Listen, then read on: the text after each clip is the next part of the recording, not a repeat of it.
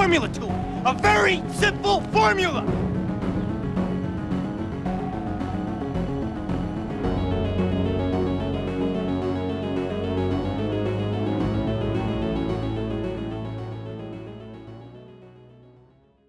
Hello everyone and welcome back to another video. I just want to let you know that I appreciate all of you and never want you to think I don't. This video is different than most videos I've made in the past. I want to talk about all things horror and just either some of the movies that I've seen this year or movies that have come out this year that I've wanted to talk about. So without much further ado, let's just kind of jump into this. So Scream 6. Scream 6 came out this year. I have mixed feelings about it after thinking about it for a while. I haven't rewatched it. I've seen it twice. I saw it twice in theaters, but I haven't seen it since then, so my opinions are a little, wonky at this point. But these Scream movies are so meta. That is their goal. Ultimately, that's why people like Scream movies, is they're meta and they're different than most other films are. But I felt like Scream 6 kind of lost a lot of that introspective meta-ness that otherwise you wouldn't have had in a lot of the... We wouldn't know Scream if it wasn't as meta as it normally is. And I felt like we lost a lot of that in order to build the base of just those movies in general as a whole. Like, they wanted to build the connections that you have to Tara and Sam, and I felt like they really should have kept that. They could have built that while also building, talking about the horror movies as much as they did.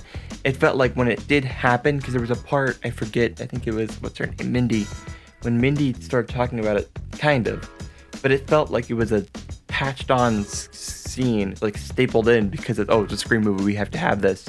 It didn't feel like that was the driving factor for behind the film, like other movies in this franchise do, and that's kind of like the original Scream. It felt like that was the driving factor, is it's horror movies and what it means to be a horror movie and what it means to be a scary movie. But this movie felt the opposite of that. It felt more like it's trying to be a typical slasher film with slight meta in it. And so therefore it really didn't feel the same way as most Scream movies did, in my opinion. Of course, if you have a different opinion, please leave it in the comments for all of this stuff. Leave it in the comments below. But I felt like Scream 6 could have done a better job at what it did. I feel like and spoiler alerts for the rest of Scream 6 if you haven't seen it yet. So that's what we're just spoiler alerts ahead, please. Scream 6 felt when the killer was related to Richie. When it was the dad and the brother and the sister of Richie, it felt kind of lackluster. It felt like a give out ending, because they didn't want to make somebody big the actual killer. They wanted to instead of making Mindy the killer, they wanted to make just somebody the killer. So they just added the new characters into the killers, because that's how all these movies go. If you watch any of the Scream movies, no killers have ever been from any previous films, ever. They're always introduced in that film. So you can always count off on any characters that you've seen before in any Scream movie. You can always take them off the list as being killers, because that's never happened before, which is interesting, because at some point they're going to have to subvert that, but I don't know when they would choose to do that, but at some point they will have to. I just think it's interesting enough that they have never done that before. In all 6 movies, they've never done it. But I just felt like it was kind of lackluster and kind of obvious at a certain point that it was Richie's parents or dad or whatever. It should have been a different character, in my opinion. I didn't like the ending and who they decided to pick. I kind of guessed it was them, and I didn't guess it was all 3 of them. To be fair, I guessed that it was the sheriff and then the daughter, but I didn't guess the boy, Ethan. I think his name was Ethan. I didn't guess him, but I didn't know there was going to be 3. I just expected 2 again. So I guess they subverted that a little bit, but it felt weird to me personally. But if you liked it, please let me know in the comments what you think about it. Do you think that it did the meta aspect right? Did it need to ignore the meta for this film?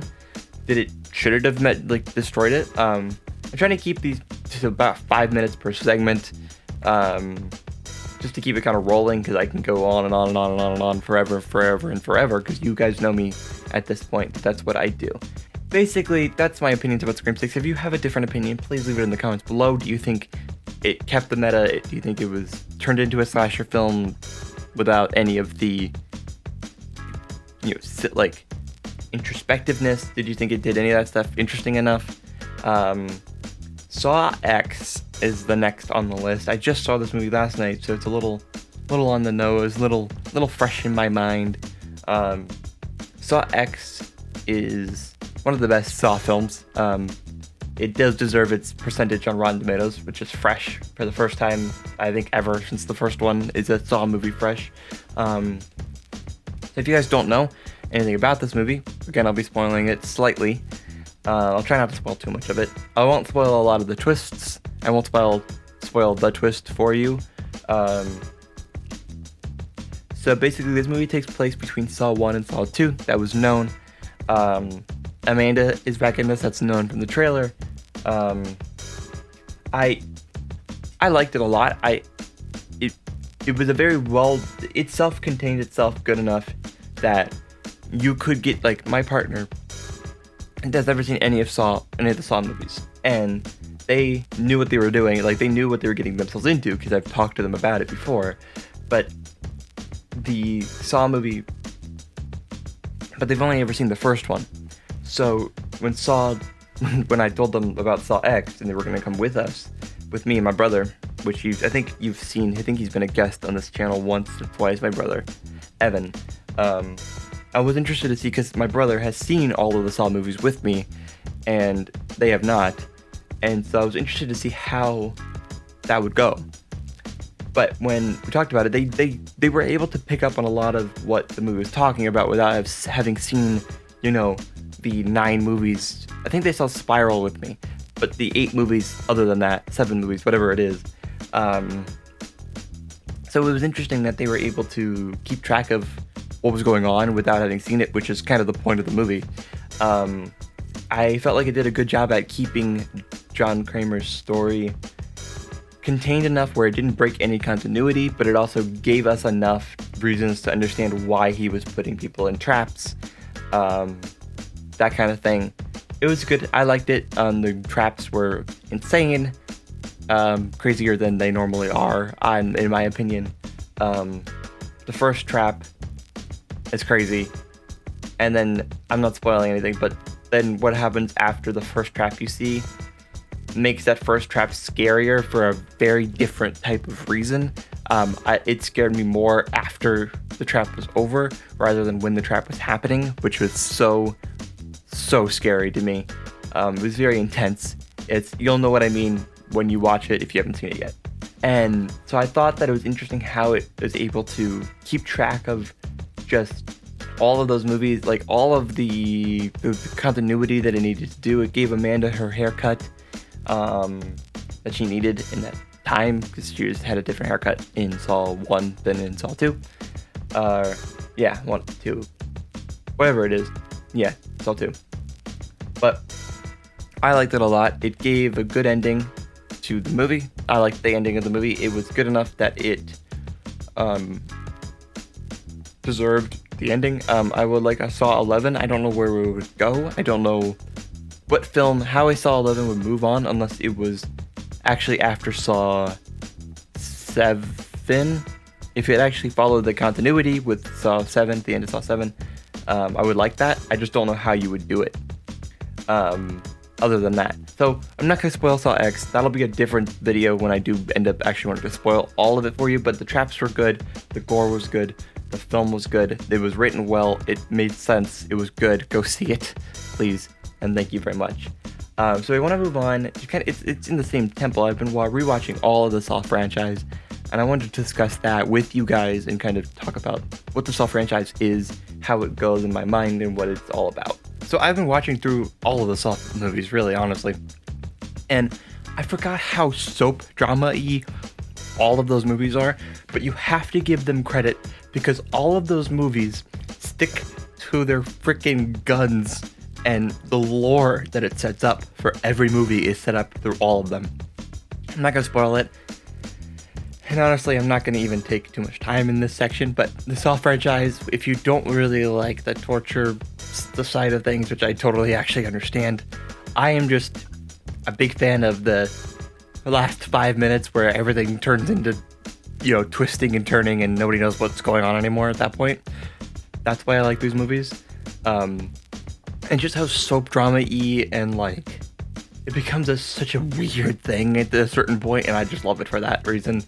But I wanted to just skip kind of past that, but I like the Saw franchise, not because of the gore, and it's kind of like a second part of it all. I kind of just like the, it's more fun when I pay more attention to the weird lore that it sets up than anything else. And I watched Trick or Treat again the other day. Trick or Treat. I love that movie so much. Sam is very cute. Sam Hain, which I just put that together. I'm very, very slow sometimes. I thought it was interesting again. The fact that there's not like 8 movies for the Trick or Treat franchise is crazy, because the amount of stories you could do is honestly kind of crazy.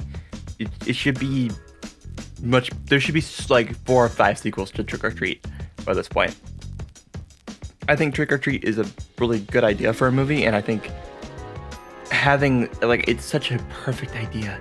It reminds me of the VHS films, but kind of in a way where this movie could have done it better than the VHS films if it had done it, because it wouldn't have been as adhered to the found footage style of movie. It could have done it a lot better than even the VHS films in general.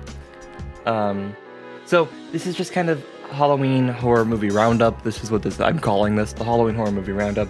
I will have probably another part to this or something like that, just as we move through Halloween in spooky season and I get to watch all of my favorite scary movies again. So basically, thank you all so much for watching and listening, and whatever you guys are doing in the rest of the spooky season, please be careful, be safe. Thank you so much. I'm gonna try to make some content throughout this year coming forward. Just videos, podcasts, all the stuff I missed, making videos and stuff like that. Sometimes you just gotta go away and see what you missed. I appreciate all of you, and like always, treat every day like it's Halloween.